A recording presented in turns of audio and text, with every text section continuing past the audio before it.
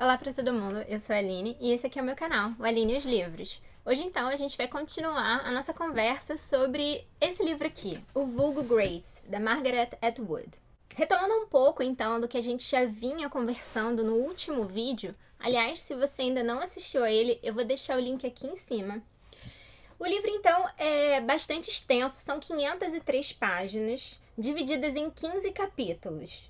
Excetuando-se o pós-fácil da autora, em que ela vai explicar pra gente, então, o que ela inventou na história, o que ela usou, que realmente faz parte do grupo de elementos da realidade, fatos, dúvidas, matérias de jornal, pessoas que foram visitar a Grace e escreveram sobre ela.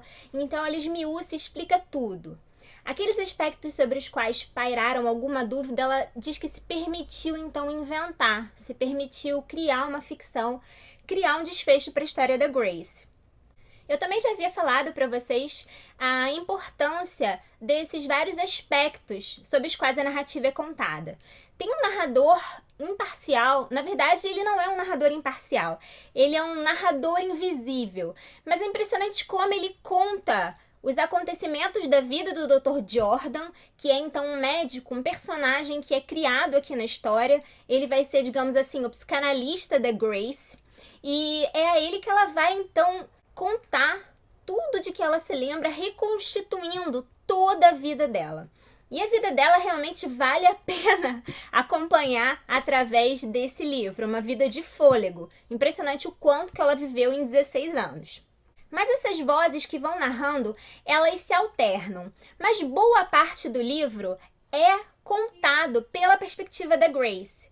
Ela fala então, ela pensa com ela mesma, ela pensa sobre o que aconteceu, ela relembra momentos do passado e também relembra, também revela, também omite muitas das passagens mais marcantes da sua vida para o Dr. Jordan.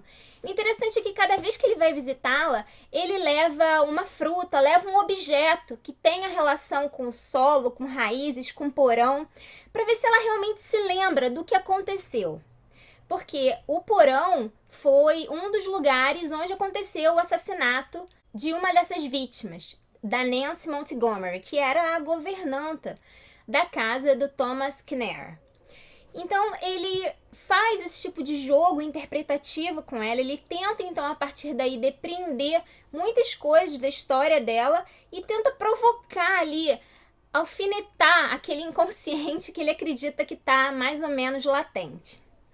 O livro também traz pra gente muito daquela curiosidade sobre o espiritismo, as sessões espíritas, aquelas sessões em que espíritos se apossavam de supostos médiums e conversavam com parentes que tinham ficado na Terra. Então, era um ambiente muito profícuo para essa formação de ilusões a respeito da vida após a morte. Embora fosse um ambiente pouco penetrado pelas luzes da ciência, digamos assim, é um ambiente em que a gente começa a reconhecer personagens que vão representar esse interesse pelo que estava acontecendo na Europa. Muitas dessas teorias sobre histeria, doenças nervosas, esse dédoublement de consciência, essa consciência dupla, que muitos vão atribuir ao caso da Grace, é interessante como esses personagens vão falar, então, em nome disso que estava acontecendo na Europa há bastante tempo, na França, muito antes da Inglaterra, mas que então na América, no Canadá e nos Estados Unidos, isso ainda estava começando a despertar interesse.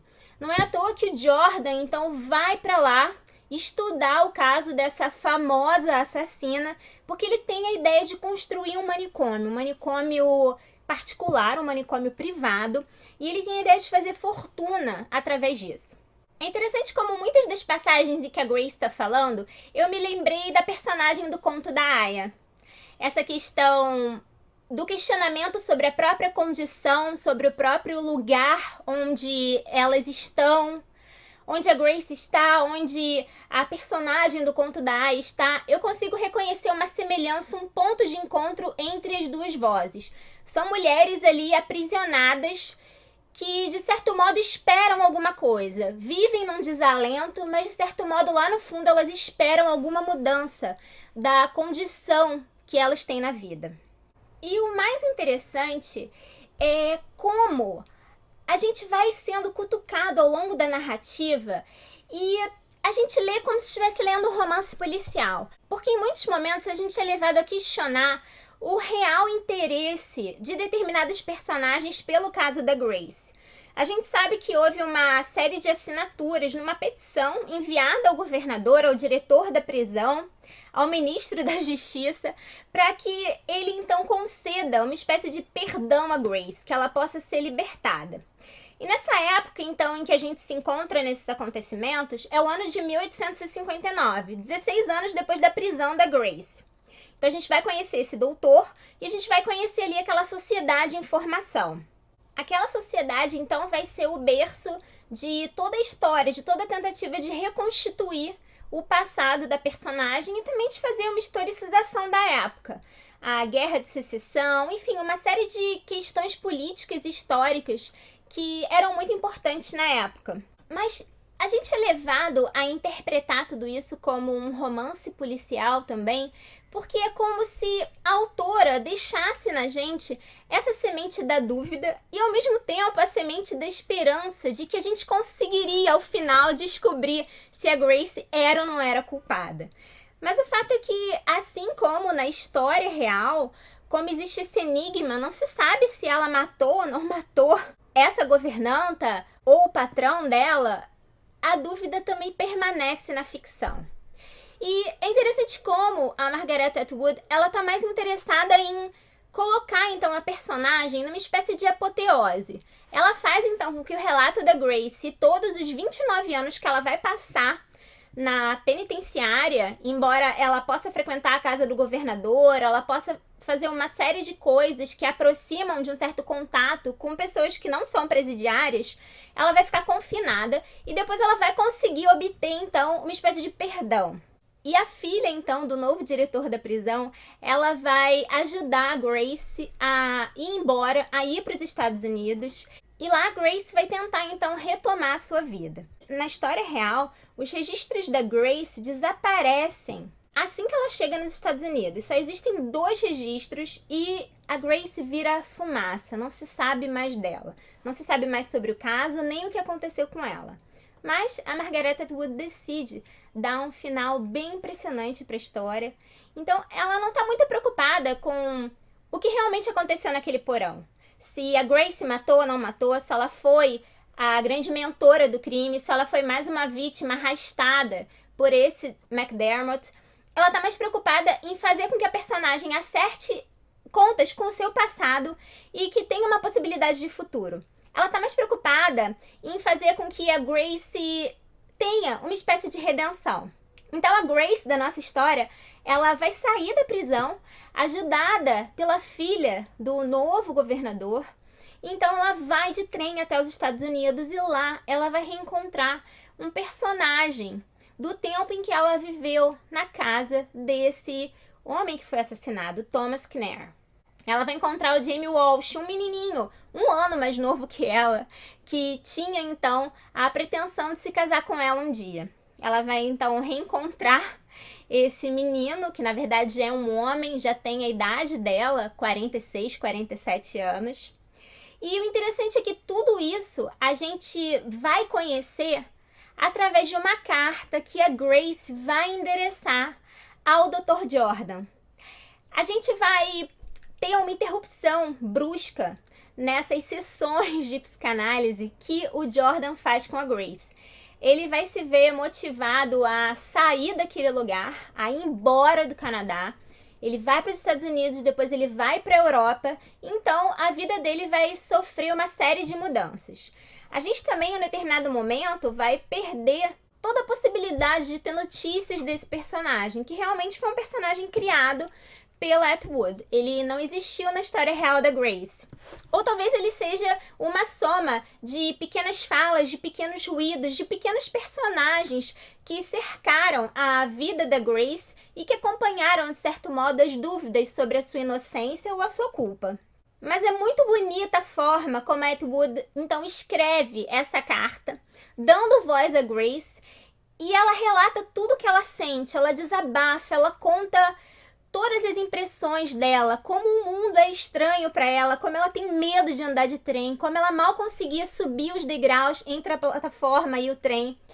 Então, é uma parte muito bonita e é impressionante como ela consegue dar veracidade a essa voz.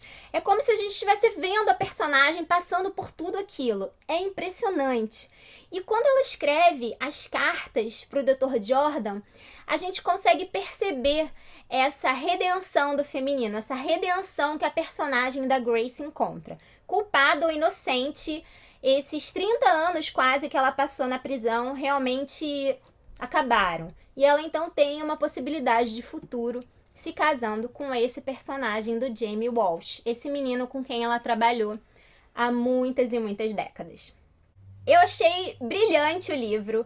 Eu comecei a ler porque eu me interessei muito pela história dessa assassina. Eu não conhecia a história da Grace Marks, mas eu fui me apaixonando pela forma como ela conta a própria história, como a Margaret Atwood dá voz a essa personagem, como é deliciosa essa parte em que a Grace fala dela mesma, como ela conta bem as histórias.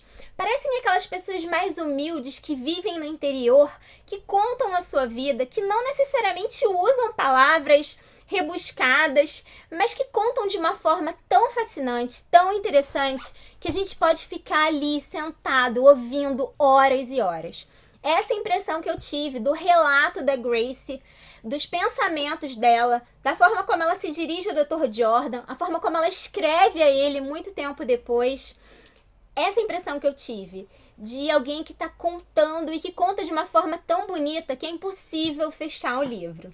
Então, essa foi uma parte que me fez começar a ler. E foi uma parte, então, que me fez terminar o livro, que me fez continuar. E é alguma coisa que me motiva a recomendar o livro para vocês. Porque realmente é uma parte muito boa, muito bonita. E o final do livro é esse final da realidade. A gente não sabe ao certo. Não é uma questão para Atwood se ela é ou não culpada. Existe um episódio em que um dos personagens hipnotiza a Grace e aparece ali uma espécie de espírito falando através dela, falando coisas sobre os personagens que estão ali naquela sessão, naquela reunião. E o interessante é que aquilo não significa exatamente nada. Aquilo tá ali para ilustrar realmente essa influência da questão do espiritismo na mente das pessoas, nos costumes locais. Mas a gente não deve esperar que dali vá sair alguma coisa, alguma verdade sobre a história da Grace. Isso não importa para a autora. Mas realmente vale muito a pena. A Grace é uma personagem incrível, apaixonante.